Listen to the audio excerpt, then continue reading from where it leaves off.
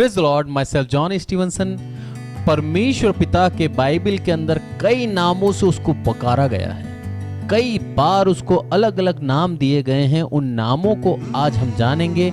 उस नाम का अर्थ क्या है ये मैं आज आपको बताता हूँ। उसको कहते हैं हे अब्बा, मतलब हे पिता, तू मेरा पिता है। उसको हम बोलते हैं एलोहिम, मतलब तू जीवता परमेश्वर है, तू हमारी बातों को सुन सकता है और तू जीवता परमेश्वर है। और क्या लिखा है उसके बारे में, एक और नाम है उसका एल एलोन। एल एलोन का मतलब होता है कि तू मेरे ऊपर राज्य करने वाला, तू ऐसा प्रभु है जो मेरे पे प्रभुता करता है। और आगे बोलता है एलकाना, मतलब हे प्रभु तू जलन रखने वाला परमेश्वर है, तू जलन रखता है। और आगे बोलता है एल रोही, मीन्स तू सब कुछ देखता है। ऐसा कोई भी बात नहीं है जिसको तूने नहीं देखा हो, ऐसी कोई भी परिस्थिति नहीं है जिसको तूने नहीं जाना हो। और यहोवा मीन्स मैं हूं। मैं यहां पर प्रभु बताता है कि तुम मेरे पुत्र हो और मैं तुम्हारा पिता मैं हूं, और मेरे पे विश्वास रखो। और एल सदाई का मतलब होता है गॉड अमाइटी, वो बहुत ही शक्तिशाली है।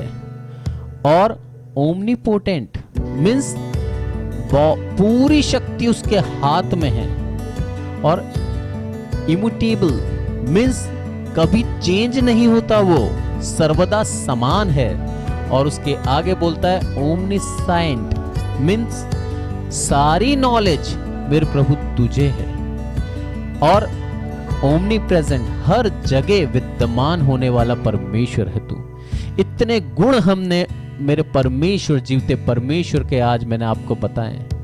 यहां पर परमेश्वर हमसे क्या चाहता है, भजन संहिता उसके 22 के 3 में लिखा है कि 22 का 3 कहता है, परंतु तू जो इस्राएल की स्तुति के सिंहासन पर विराजमान है, तू तो पवित्र है।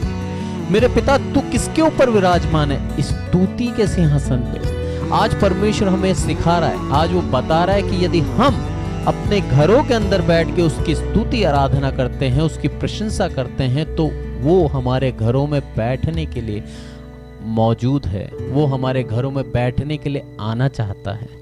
क्योंकि जब हम स्तुति करते हैं, जब हम आराधना करते हैं, तो एक स्थान तैयार करते हैं मेरे पिता परमेश्वर का विराजमान, जहां पर वो विराज सके, जहां पर वो बैठ सके। जिस तरह से दो व्यक्ति एक दूसरे की प्रशंसा करते हैं तो उनके बीच का जो रिश्ता है वो गहरा होता है, उसी तरीके से जब हम परमेश्वर की स्तुति आराधना करते हैं, तब परमेश्वर और हमारे बीच का जो आत्मिक रिश्ता है वो सुधरता है।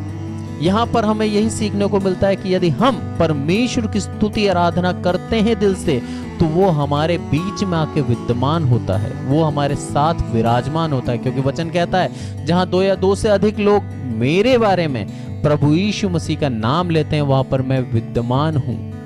अब आप सोचिए, जब परमेश्वर हमारे साथ है, विद्यमान है, तो हमारे ऊपर कोई परेशानी नहीं आ सकती। हमको किसी भी बात की परेशानी, किसी भी बात की तकलीफ, किसी बात की मुसीबत हमें घेर नहीं सकती। हर एक जगह से विराजमान जो परमेश्वर हमारे जीवनों के अंदर है, हमारे घर के अंदर है, वो हमें बचा लेगा। क्योंकि परमेश्वर जगह जगह विद्यमान है। उसके स्थान, उसके एड्रेसेस कई हो सकते हैं, पर इसमें से एक एड्रेस क्या है? स्तुति। जहां पर स्तुति होती है, जहां पर आराधना होती है, वहां पर मेरा परमेश्वर क्या होता है? विराजता है, वहां पर विराजमान होता है। और आगे वो बोलता है भजन संहिता 47 और उसके 5वें, 6ठे और 7वें पद में क्या बोलता है वो, कि परमेश्वर का भजन गाओ, भजन गाओ, हमारे महाराजा का भजन गाओ, भजन गाओ। क्योंकि परमेश्वर सारी पृथ्वी का महाराजा है, समझ बूझ कर बुद्धि से भजन गाओ। यहाँ पर परमेश्वर हमें बार बार बार बार ये भजन संहिता, भजनकार हमें यही सिखा रहा है। 2 आयतों के अंदर ये बैक टू बैक, मतलब एक आयत के बाद दूसरी आयत, और हमें ये सिखा रही है, बता रही है कि हमें उसका भजन गाना कितना ज्यादा महत्वपूर्ण है। हम उसका भजन क्यों गाएं? हम उसका जब भजन गाते हैं तो वो हमारे साथ आके विराजमान होता है, हमारे साथ आके बैठता है। और ये हमारे लिए बहुत ही बहुमूल्य बात है कि परमेश्वर जिसकी हम आराधना करते हैं वो न केवल हमारी आराधना ग्रहण करता है बल्कि हमारे साथ आकर बैठता है, हमारे को आदर देता है, हमारी स्तुति। इसलिए वो बोलता है कि वो महाराजा है, इसलिए बुद्धि से उसका भजन गाएं। 5 बार लिखा है भजन गाओ भजन गाओ, क्योंकि बार बार ये भजन गाने की वो इसलिए बोलता है ताकि हम भूले नहीं। परमेश्वर का भजन गाना, उसकी स्तुति करने से बड़ा कोई कार्य नहीं है। परमेश्वर का जब हम भजन गाते हैं तब हम परमेश्वर को पुकार के बुलाते हैं और उसको बोलते हैं, हे प्रभु तू हमारे मध्य में आ। यहाँ पर कई लोग ऐसा बोल सकते हैं कि हमें भजन गाना नहीं आता साहब, हम गाना नहीं गा सकते, हम स्तुति कैसे करें, हमारी आवाज अच्छी नहीं है। पर परमेश्वर क्या बोलता है यहाँ पर अपने भजन के अंदर, भले ही तुम्हें नहीं आता हो पर उसके भजन गाने वाले जो अच्छे वर्शिप लीडर हैं, जो कैसे हैं, जो बार बार भजन गाते हैं, उन लोगों की संगति करें आप, उनके साथ बैठकर उनके भजनों का आनंद ले, क्योंकि परमेश्वर का आत्मा हमें आशीष देना चाहता है। परमेश्वर का आत्मा हमारे मध्य में आना चाहता है। परमेश्वर का आत्मा हमें पुकारता है। परमेश्वर का आत्मा हमें यह सिखाता है कि यदि तुम मेरा भजन गाते हो तो मैं तुम्हारे मध्य में आना चाहता हूं। परमेश्वर के बहुत ही मधुर वचन है। और आगे वो बोलता है भजन संहिता 63 के 3 और 4 में क्या कहता है, क्योंकि तेरी करुणा जीवन से भी उत्तम है और मैं तेरी प्रशंसा करूंगा। इसी प्रकार मैं जीवन भर तुझे धन्य कहता रहूंगा और तेरा नाम लेकर अपना हाथ उठाऊंगा। क्या बोलता है, क्योंकि तेरी करुणा जीवन से भी उत्तम है। मेरे जीवन से हे प्रभु तेरी करुणा उत्तम है। मैं अपना हाथ उठाकर तेरी प्रशंसा करता रहूंगा, क्योंकि ये बहुत ही बहुमूल्य है, बहुत ही अच्छा काम है। परमेश्वर, ये पूरा भजन संहिता जब हम पढ़ते हैं तो जगह जगह भजनकार हमें यही बोलता है, कमांड करता है, हमें बोलता है, हमें आज्ञा देता है कि हमें सिर्फ और सिर्फ परमेश्वर की स्तुति करनी है, परमेश्वर का हमें आदर करना है, परमेश्वर की प्रशंसा हमारे मुख से होती रहे, ताकि परमेश्वर हमारे मध्य में आकर निवास करे, हमारे घरों के अंदर, हमारे दिल के अंदर आके वो बसे।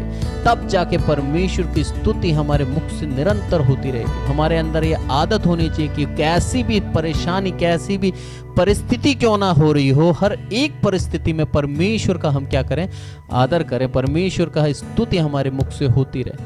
आज कई परमेश्वर के दास इस दुनिया को छोड़ के जा चुके हैं, पर उसके बावजूद भी परमेश्वर की स्तुति करने के लिए हमारे पास शब्द की कमी नहीं होनी चाहिए। हम बार बार उसकी स्तुति करते रहें और उससे यही बोलें कि हे प्रभु तू हमें क्या सिखाना चाहता है, ये हमें बता।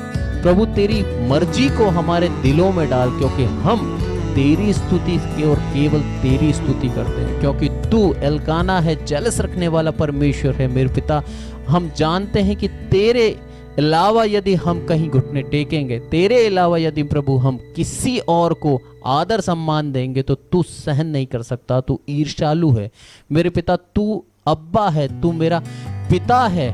जिस तरह से मैं गलती करता हूं, मेरे को छड़ी लेकर तू सुधार सकता है। मेरे पिता, मुझे त्याग ना दे, मुझे तू अपना ले। मेरे पिता, मेरी गलतियों के ऊपर एक और बार पर्दा डाल के मुझे स्वीकार। जिस तरह से उड़ाऊ पुत्र को उसके पिता ने स्वीकार कर लिया, मेरे पिता मेरे को भी तू स्वीकार ले।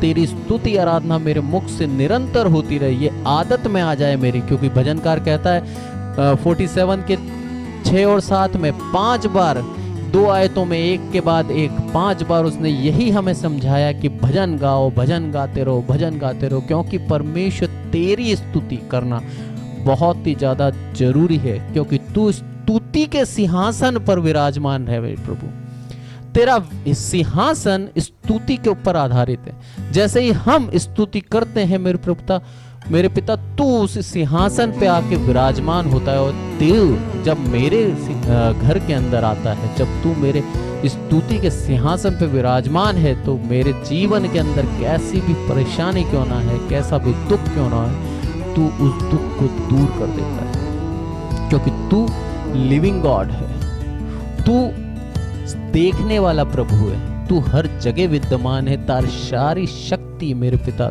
तेरे पास है, हम तेरे अलावा कहाँ जाएं। जिस तरह से पतरस बोलता है कि हे पिता, अनंत जीवन की बातें तो सिर्फ तेरे पास है, हम तुझे छोड़ के कहां जाएं। ऐसा ही विश्वास हमारे जीवन में बना रहे। और हे पिता, तुझे छोड़ के हम कहां जाएं, क्योंकि तू ही है जो हर एक जगह हमें बचाता आया है, क्योंकि तू ही है जो हमको जीवन दान देता है, ना केवल इस जीवन में परंतु अनंत जीवन मेरे पिता तेरे पास ही है। क्योंकि थॉमस वॉटसन ने बहुत ही अच्छा बोला है, क्या बोला है कि एक मसीह भले ही अपना प्राण गवा दे, पर अपना जो इनाम है, जो उसका प्रतिफल है, वो कभी नहीं गंवा सकता।